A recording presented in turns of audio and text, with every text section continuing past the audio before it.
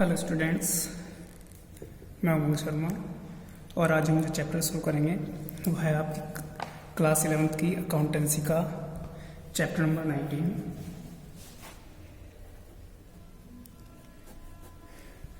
जिसका नाम है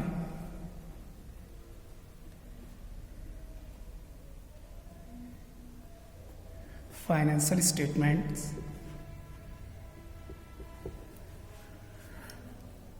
of sole proprietorship.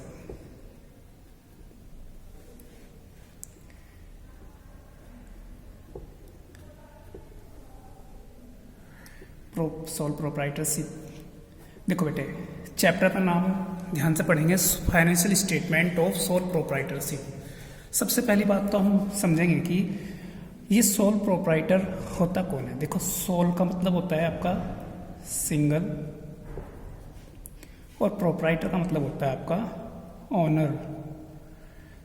तो हम यहाँ पे जो हम फाइनेंशियल स्टेटमेंट बनाने जा रहे हैं वो एक ऐसे बिजनेस के बारे में बनाने जा रहे हैं जिसका सिंगल ओनर हो, यानी कि अकेला उसका मालिक हो। क्लियर है? अकेला मालिक, ऐसे बिजनेस को हम बोलते हैं एकाधिकार व्यवसाय। एक ऐसा बिजनेस जिसका अकेला मालिक है, अकेला आदमी उसे ऑपरेट करता है, उसकी लायबिलिटी अनलिमिटेड होंगी। उसके फीचर्स जो थी हम मेरे ख्याल से पीएचडी में पढ़ चुके हैं। ठीक है, तो देखो बेटे, अब हम बात करते हैं, सोल प्रोप्राइटर को हम समझ चुके, अब हम समझेंगे फाइनेंशियल स्टेटमेंट्स क्या होते हैं।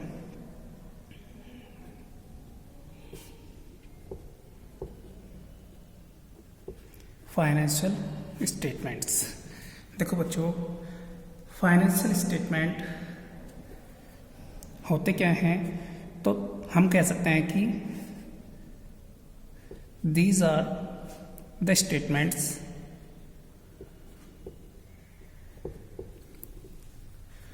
विच शोज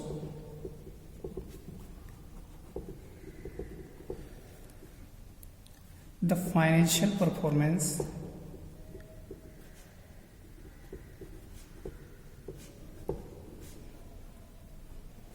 और financial position of the business. देखो बच्चों, ध्यान से समझेंगे, फाइनेंशियल स्टेटमेंट है क्या। Financial statement are the statement which show, financial statements वे स्टेटमेंट हैं जो क्या करते हैं, जो हमें बिजनेस की फाइनेंशियल परफॉर्मेंस, या इसी को दूसरे शब्दों में बोलें तो फाइनेंशियल पोजीशन को शो करते हैं। ठीक है ना। अब देखो बेटे, ध्यान से समझेंगे, फाइनेंशियल पोजीशन कैसी होगी, फाइनेंशियल परफॉर्मेंस की किसकी बात करते हैं। देखो बच्चों, यहाँ हमें समझना पड़ेगा, एक छोटा सा बिजनेसमैन की अगर मैं बात करूँ, एक छोटे से शॉपकीपर की अगर मैं बात करता हूँ, तो शॉपकीपर भी क्या करेगा, उसने अपनी एक दुकान चलाई हुई है, अपनी एक शॉप चलाई हुई है, ठीक है ना। उसने वो शॉप को ऑपरेट करता है, शुरुआत में उसे पैसा अपने पास से लगाना पड़ेगा, लेकिन एक निश्चित टाइमिंग के बाद में, अगर मैं एक बहुत ही छोटे दुकानदार की बात करूँ तो वो सुबह के टाइम देखेगा कि उसके पास जो ओपनिंग कैश था, ठीक है ना, सुबह के टाइम उसके पास कैश 1000 रुपये था, उसमें से उसने जो ट्रांजेक्शन्स की, कुछ उधार कुछ नगद, कुछ पैसा आया कुछ गया, कुछ उधार है, कुछ आना है, कुछ देना है, उसके बावजूद लास्ट में उसके पास इतना कैश बचा हुआ है, ठीक है ना। तो उसे प्रॉफिट हो रहा कि लॉस हो रहा, उसकी यहाँ पे जो शॉप उसने चलाई है क्या वो चल सकती है, वो भी ये जानने की कोशिश करता है। तो एक बड़े बिजनेस में तो इसकी काफ़ी ज़रूरत आपको पड़ने वाली है।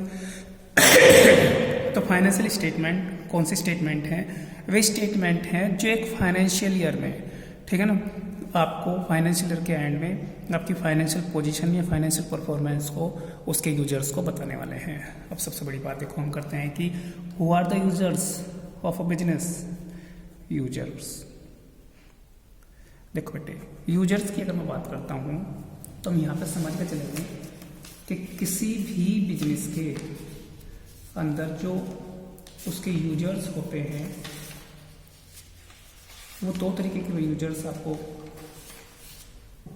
पता होने चाहिए। दो तरीके के यूजर्स होते हैं। पहले नंबर पे हम बोलते हैं इंटरनल यूजर्स, ठीक है ना। दूसरा नंबर पर होता है आपका एक्सटर्नल यूजर्स। देखो बेटे, अब इंटरनल यूजर कौन है, एक्सटर्नल यूजर्स कौन है, इन्हें ध्यान से समझते हुए चलेंगे। अगर मैं इंटरनल यूजर की बात करूँ तो इंटरनल यूजर केवल 3 होते हैं। फर्स्ट नंबर पर बात करें तो ओनर्स, जिसे बिजनेस ऑपरेट करना है उसे पता होना चाहिए कि बिजनेस की जो उसकी फाइनेंशियल पोजीशन है क्या है, उसे प्रॉफिट हो रहा, कि लॉस हो रहा, उसकी आर्थिक स्थिति कैसी है, क्या वो इस पोजीशन में है कि बिजनेस को आगे बढ़ा सकता है या इस पोजीशन में नहीं है, ठीक है ना। दूसरे नंबर पर अगर मैं बात करूँ तो होता है उसका मैनेजमेंट। देखो बेटे, जरूरी नहीं है कि आपके ओनर और मैनेजमेंट एक ही हो, वो अलग अलग भी हो सकते हैं, ठीक है ना। तो जो मैनेजमेंट है वो सही से मैनेज तभी तो कर पाएगा जब उसे बिजनेस की फाइनेंशियल पोजीशन, रियल पोजीशन के बारे में पता होगा, ठीक है ना। और थर्ड नंबर पर अगर हम बात करते हैं तो वो होते हैं उसके एम्प्लॉयज़ या फिर उसके वर्कर्स, क्योंकि उन्हें भी अपनी पोजीशन के बारे में पता होगा तो उसी के हिसाब से वो वर्क को कंप्लीट कर सकते हैं। आई बात समझ में। अब बात करते हैं हम एक्सटर्नल यूजर की। एक्सटर्नल यूजर की अगर मैं बात करूँ तो ये कम से कम 5 से 6 तरीके के होते हैं। पहले नंबर पर इनकी बात करें तो या तो बैंक्स या फिर फाइनेंशियल इंस्टीट्यूशंस, ठीक है ना। क्यों इन्हें इसलिए पता होना चाहिए कि अगर आपको भविष्य में पैसे की जरूरत, लेन देन करना पड़ता है तो आपके साथ जो ट्रांजेक्शन करेंगे वो तभी तो करेंगे जब उन्हें ये पक्का कंफर्म हो कि आप उनका पैसा रिटर्न कर देंगे, ठीक है ना। दूसरे नंबर पर आपके क्रेडिटर्स कौन होते हैं, जिनसे हम गुड्स उधार परचेज करते हैं। वो उधार परचेज केवल इन कंडीशन पर देंगे कि आप उनका पैसा रिटर्न कर दोगे, ठीक है ना। तो इसलिए उन्हें भी जो है ना आपकी फाइनेंशियल पोजीशन का, फाइनेंशियल कंडीशंस का पता होना चाहिए। दूसरे नंबर पर, थर्ड नंबर पर आता है आपका government and authorities. Government and authorities के अंदर हम बात करें तो कौन कौन आएंगे। गवर्नमेंट एंड अथॉरिटीज़ में गवर्नमेंट होगी एक, तो गवर्नमेंट आपका क्यों पता रखेगी, क्योंकि उसे आपसे टैक्स लेना है, ठीक है ना, आपको फैसिलिटी प्रोवाइड करानी है उनके बदले। नेक्स्ट आ गया आपका रिसर्चर्स।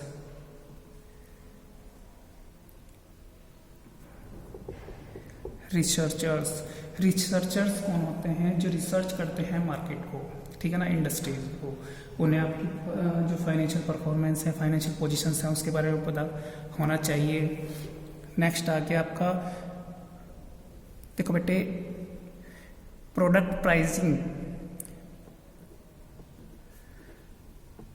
प्राइस को डिसाइड जो करते हैं उन्हें आपके फाइनेंशियल पोजीशन का पता होना चाहिए। रीज़न, उन्हें पोजीशन का पता होगा, उसी के हिसाब से वो प्रोडक्ट का जो है ना रेट डिसाइड करेंगे। देखो एक चीज़ ध्यान से समझें, अगर कोई आपका जो है ना मार्केट के अंदर आपकी कंडीशन हाई है तो आप प्राइस हाई भी करेंगे तो भी आपका प्रोडक्ट बिकेगा, लेकिन अगर मार्केट के अंदर आपकी पोजीशन लो है तो आपका जो है ना हाई रेट पे आप गुड्स को जो है ना सेल नहीं कर पाओगे।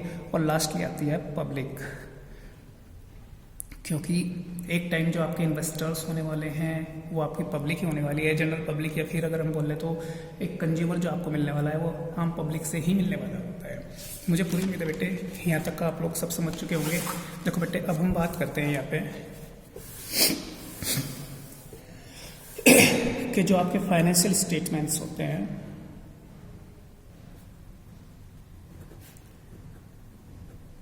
इनमें कौन कौन से स्टेटमेंट्स आपको बनाने होते हैं। तो अगर मैं इन फाइनेंशियल स्टेटमेंट्स की बात करता हूँ तो इसमें हमें 2 तरीके के जो है ना स्टेटमेंट्स बनाने होते हैं। पहले नंबर पर अगर मैं बात करूँ तो क्या आपका इनकम स्टेटमेंट। दूसरे नंबर पर अगर मैं बात करूँ तो होता है आपका पोजिशनल स्टेटमेंट। इनकम स्टेटमेंट यहाँ पर 2 तरीके के बनाए जाते हैं। एक होता है आपका ट्रेडिंग अकाउंट और दूसरा आता है आपका profit and loss account. Next अगर मैं बात करूँ जो आपका पोजिशनल स्टेटमेंट बनाया जाता है उसमें केवल एक ही अकाउंट आपको बनाना पड़ेगा, वो हो गया आपकी बैलेंस शीट।